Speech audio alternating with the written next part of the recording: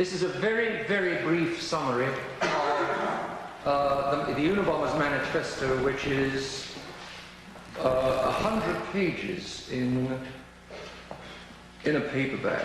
That's the manifesto, okay? So it's quite thick. That's 100 paperback pages. And he says it's already too short. So he considers he's got a big argument, and I think he has. I don't think he's infallible, and I don't think he's a saint, but I do think he's interesting, and I do think he's got a point. Let's just read the very, very brief summary. Modern society, this is 2 paragraphs from the bottom of page 1 of this letter. Modern society is destroying human dignity and freedom by its industrial technology. Machines are dehumanizing. A symptom of this destruction is the modern left-winger or leftist, a type of man recurring in numerous protest movements today, often himself belonging to no minority group. In other words, he's not a black, he's not even a woman, he's not a lesbian, he's not a Jew or anything like that. He's a WASP, but nevertheless, in the name of a variety of such groups, he attacks Western civilization with a hostility, betraying his lack of real compassion for the supposed victims. In other words, your leftist pretends to be sympathizing with Jews and blacks or homosexuals or whatever, and he's not really. These things are all an instrument to get at Western civilization. Why does he want to get at Western civilization? The Unabomber doesn't know. You and I know. Because Western civilization betrayed God a long way back up here. And what the Unabomber in paragraph 1 is in fact observing, he doesn't understand, because he's not the faith. He doesn't understand what's going on, but what he's in fact observing is the globe turning against people. In other words, baby seals hug a tree of the ozone layer, being used, actually it's still the blacks and the Jews being used, or the handicapped, or all of these, the minority groups are being used as a lever to destroy what still remains of Christian civilization. Because your leftist says this layer is no good, and he's right, to quite an extent, because this layer is a long way down from the Catholic Church, and it represents several betrayals that have already taken place. So your leftist is attacking, well, what is he attacking in the name of? He can't attack in the name of the king, because that's tyranny. He can't attack in the name of the aristocracy, because that's elitism. He can't attack in the name of the middle class, because that's capitalism. So he's got to attack in the name of trees, baby seals, and those, and your blacks and Jews. So he's right down here. That's what your leftist is in fact doing.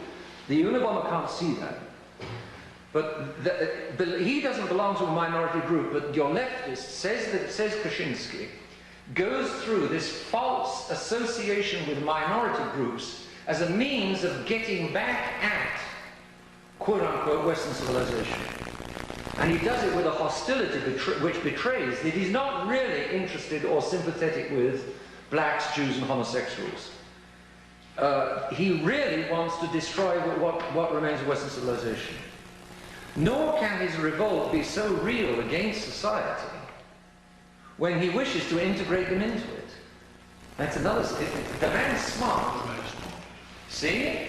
Because he wants blacks. He's saying blacks are scorned and trodden on or walked all over. We want blacks back into society. Hey, I thought you said society was no good. Well, why do you want to pull blacks into it then?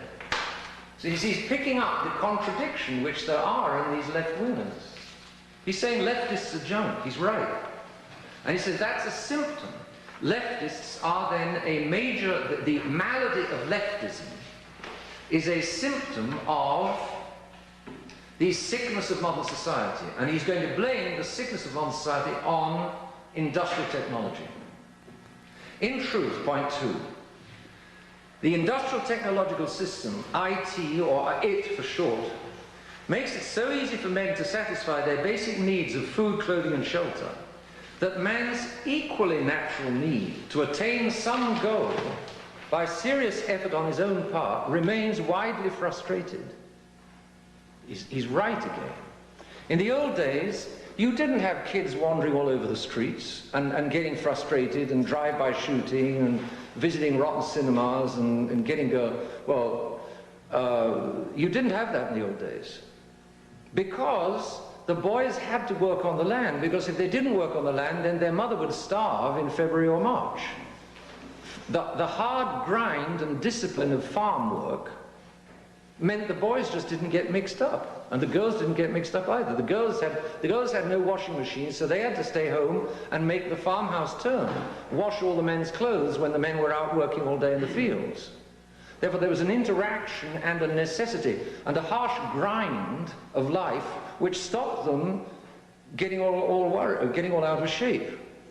There's a very amusing thing said about Jewish immigrants. They used to land in Brooklyn, and then, of course, they moved inland to sort of the posh parts of New Jersey. And the Jew is quoted in New Jersey as saying, you know, when we landed from the old world in Brooklyn, we were far too miserable to think of committing suicide. That's it. But now that we're rich and idle and leisured in New Jersey, and we've got beautiful homes, we all think of committing suicide. As long as we were miserable, we were quite happy. Now that we're completely happy, we're all miserable. That's it. That's it. And that's what the Unabomber is saying. He's saying that a man doesn't only need food and clothing and so on. He also needs to do something with purpose in his life, to feel that he's got a contribution to make, to feel that what he's doing counts. And that what he's doing counts tends to be destroyed by the huge combine harvesters, which with a jaw as wide as this room, go through one field in a few hours and feed the whole village for the whole winter. There's a trade-off for these magnificent machines. And it's all very well having a magnificent combine harvester which will feed the village for the whole winter in a few hours, but the trade-off is that the boys are going to be, you're going to create welfare bums. If you didn't have huge harvesters, you couldn't have welfare bums, because the welfare bums would all be out picking cotton. They'd have to be, because they have to make a living and put food on the table. So the trade-off of these huge machines is a leisure which a lot of people don't know how to use, and actually the destruction of a lot of people's sense of their own value.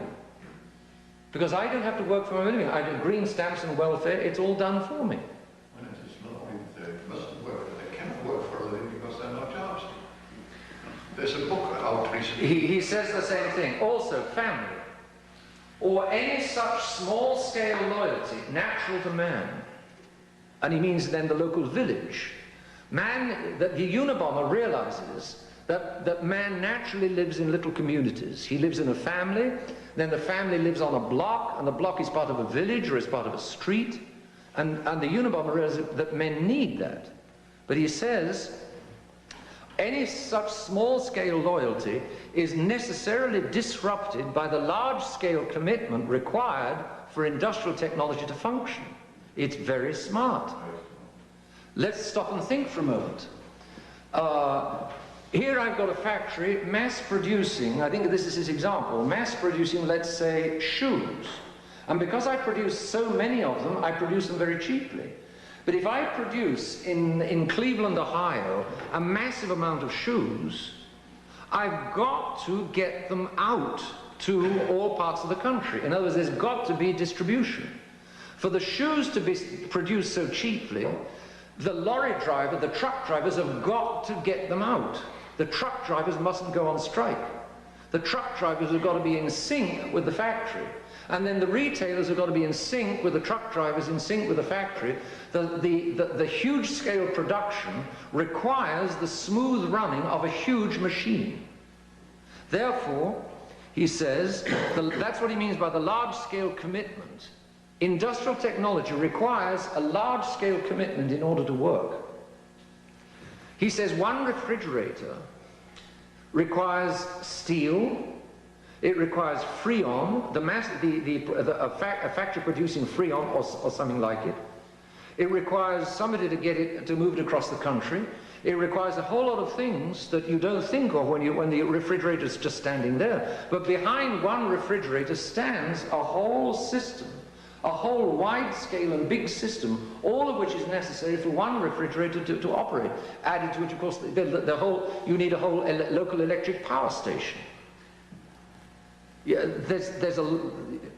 so Industrial technology destroys family values. Because you have to put loyalty to the big system over loyalty to my little village. Otherwise, the big system is just not going to work. And therefore, the big system is at war with the little systems. And if you put all your faith and money into the big systems, it's going to necessarily destroy the little systems. So, when people say, we want the family, we want family values, we want the family, we want family values, and then in the next breath say, but we want mass-produced goods which are all very cheap so that we have a nice, soft, comfortable way of life, the Unabomber says such people are contradicting themselves without realizing it. They are wanting a whole lot of things which undermine what on the other side they also think they want. And so the whole system of American life, for instance, tends to the destruction of the family. So that when poor Americans stand up and say, I want to defend my family, I believe in family values, I want to defend my family, nearly always the same Americans, 2 or 3 or 5 or 10 or 15 minutes later, will be speaking up for technology or speaking up for industry or speaking up for something which undermines the very family that they've just said that they wanted to defend. So there is always a trade-off. And the trade-off of industrial technology is expensive. Exactly the same things happening in Europe. In Europe, decent Englishmen are saying, we want England. Decent Germans, patriotic Germans, are saying, we want the sovereignty of Germany.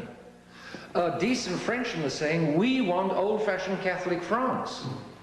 But a quarter of an hour later, that same Englishman, the same German, and the same Frenchman are all saying, but we also want the nice life which is provided by European-scale production.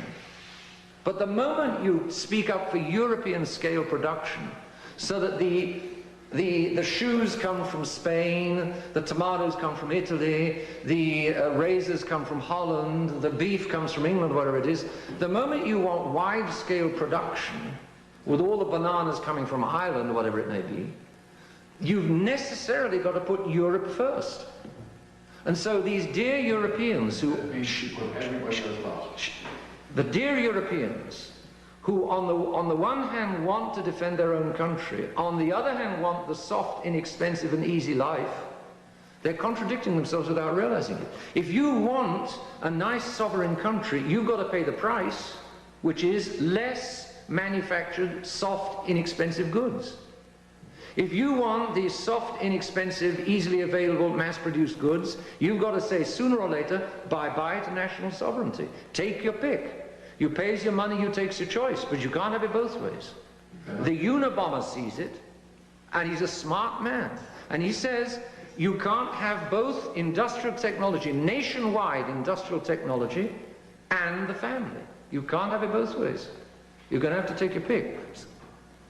Therefore, it destroys family values. Similarly, the host of rules and regulations imposed by the functioning of industrial technology stifle man's acting on his own part to attain real goals, which is what the Unabomber says is his real freedom.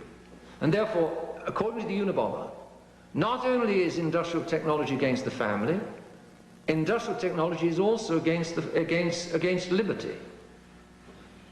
You see, he's got this liberty bug, but there's something in it, there's something in it. 3, nor can any minor adjustment or compromise reconcile industrial technology with freedom, both because industrial technology has to regulate human behavior closely in order to function at all, and because all parts of industrial technology are interdependent. That's something he proves in detail. Take, for example, a steel mill. As you know, a steel mill has to keep hot all the time. It takes a long time to heat up a steel oven, and once you've got it hot, you have to keep it moving. In other words, you're going to have workers all around the clock.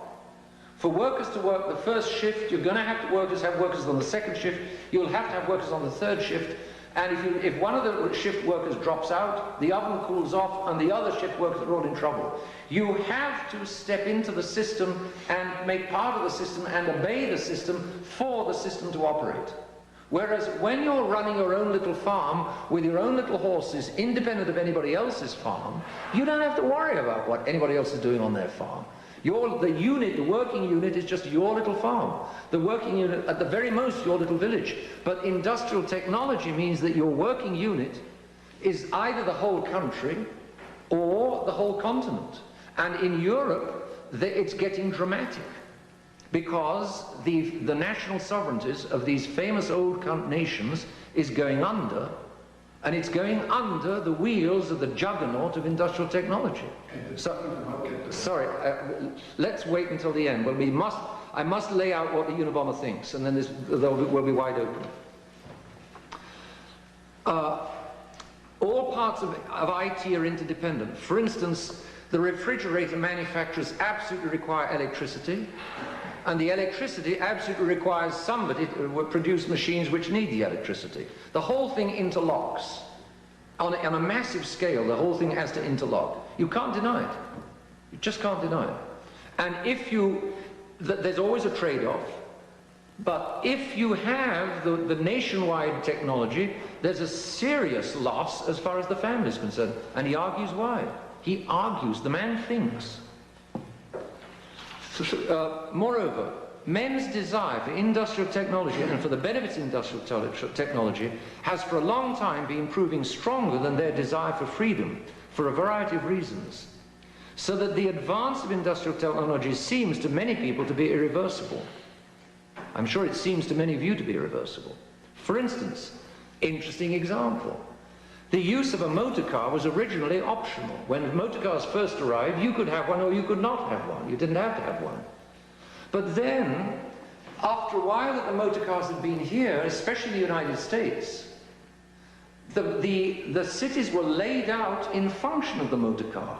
The suburbs immediately began spreading out much wider, and in order to go to the shops, you need a motor car. In the old-fashioned towns and villages, like in New England, you can walk to the shops, or the houses you could walk to the shops, but no longer. Today the mall is 5 or 10 minutes away in a motor car, and everybody thinks nothing of jumping into the motor car and driving to the mall to buy.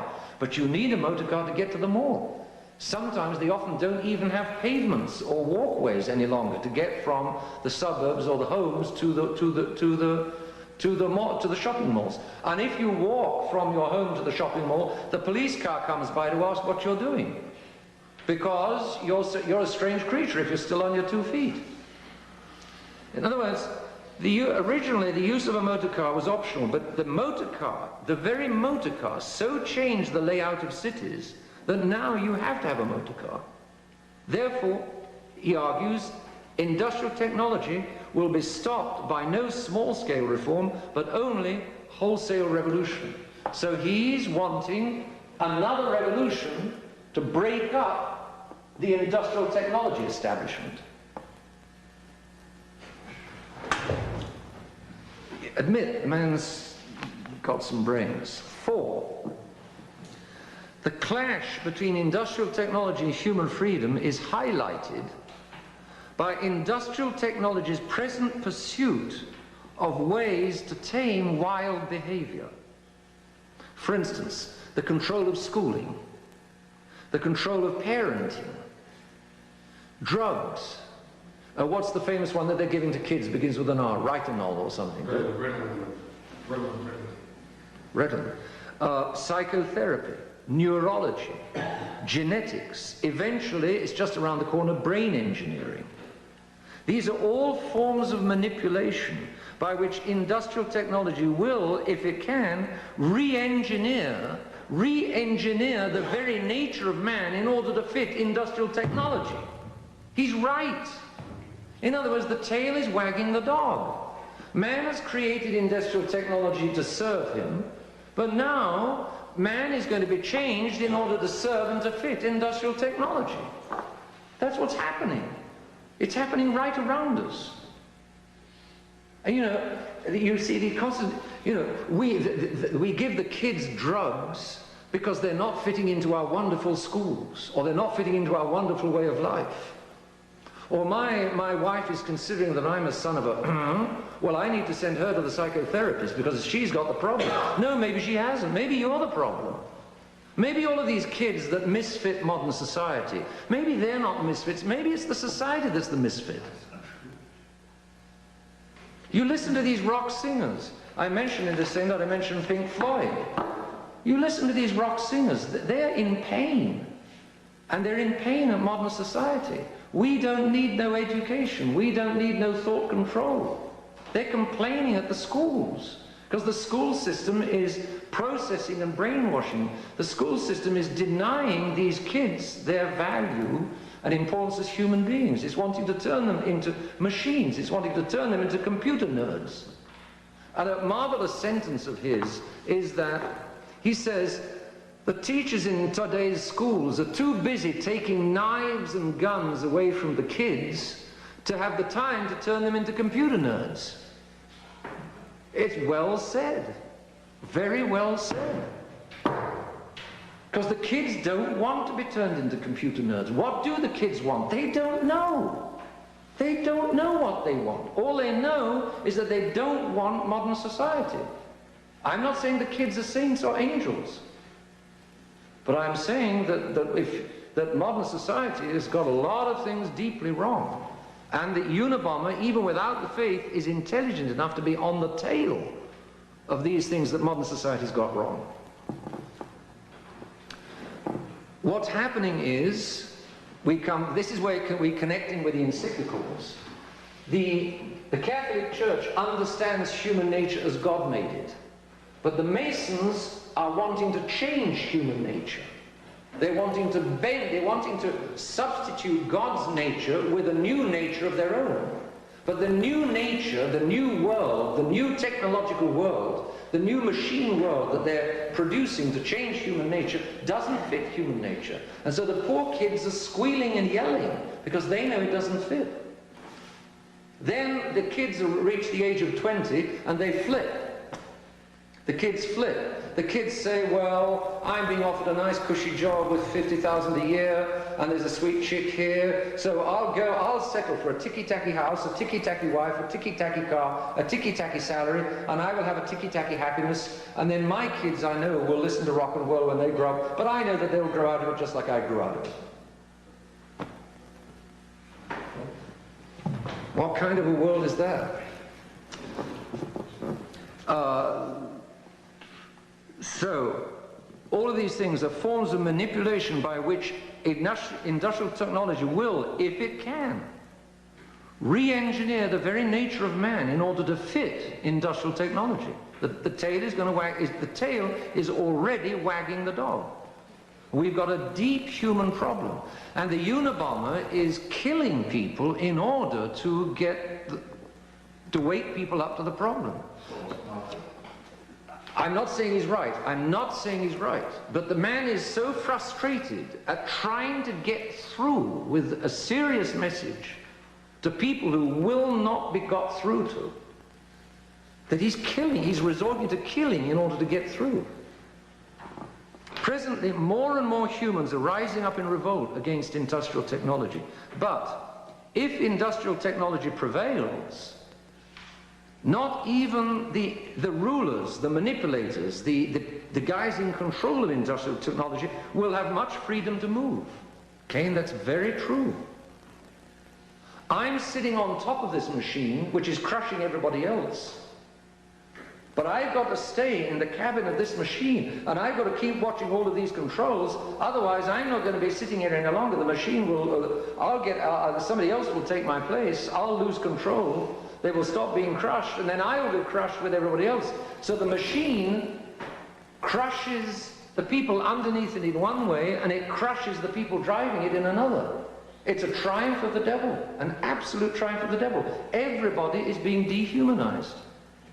Everybody's getting crushed. If IT wins, then not even the drivers of the IT will have much freedom to move. Whereas, if IT is smashed, that's the Unabomber's dream, there may be chaos, but at least humanity will have another chance. And the chaos may cause less suffering than the continuance of our industrial technology will cause. Poof. Man. And he argues every point of the way. 5. Because if IT survives, if industrial technology survives, then the future looks grim. Because he's got various alternatives. If IT is not broken up and smashed, if we don't take sledgehammers to the whole industrial technology way of life, if IT continues, there are various alternatives. Either for the sake of efficiency, machines will be in total control and no man will have any freedom at all left. Or an elite will still be in control, an elite will be running the master machines, and then there are again two alternatives. The elite will run the master machines in such a way as to eliminate the masses, so that a few are in control while the rest are dead. Or they will run the machines so as to tame the masses, domesticate the masses, so that the few are chained to the machine. They've got to stay in the driving seat and keep pushing on the buttons, while the rest have no freedom or meaning in their lives.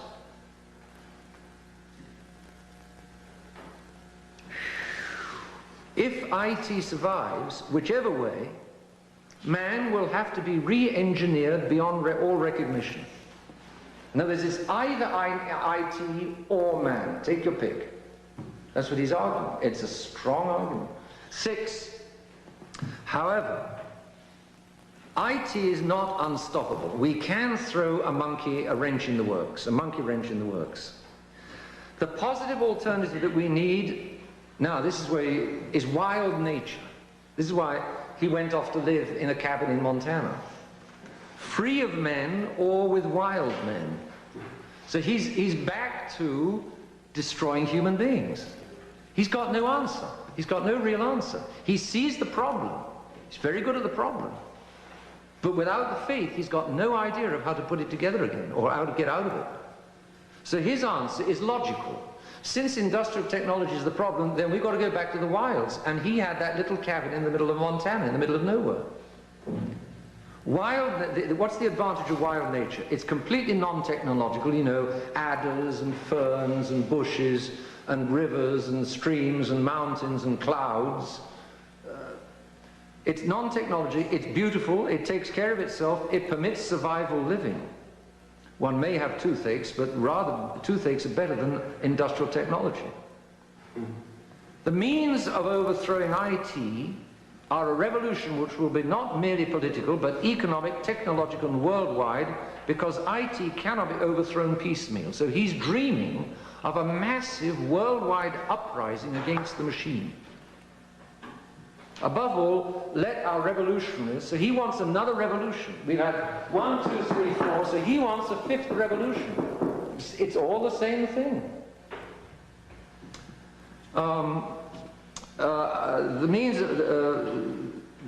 Because IT cannot be overthrown piecemeal. Above all, let our revolutionists have the one clear goal: IT must go, IT must go, IT must go. All means to achieve that goal can then be pragmatically adjusted. And he talks like Lenin, you know, he talks like a communist. And he says, we need a revolution, and the revolutionists need to fix on the goal and then adapt all the means. That's exactly what Lenin used to say. 7, finally. Let our revolutionists not mix with leftists who are as anti-individualist as IT is. And so the leftists will only oppose IT in order then to use it against everybody else. He knows leftists inside out. So he hates industrial technology, and then he hates leftists, and he wants to go back to wild nature. It's just another non-solution, in fact. But he's right, as so often, all the way down. He's right about the defects of the previous establishment. Henry VIII was wrong, because Henry VIII was attacking the Catholic Church. But all of the others are more or less right in what they're attacking. Also, leftists habitually collaborate in revolutions with non-leftists only to double-cross them later. Leftism is totalitarian by nature. In fact, it is a substitute religion, the need to believe in which will make even decent followers condone the most indecent crimes from their leaders. And so he started with the delinquency of leftism, and he finishes with the delinquency of leftism. So he knows that leftism is no answer. He's protesting against leftism. He's protesting against the socialists of FDR, the welfare socialists of FDR, and their welfare state, their industrial technological welfare state. And he's another stage down. Poor fellow, if only he could, you know, get back to the faith. Well, all right, now, what would anybody... That's a very brief summary of what the Unabomber says.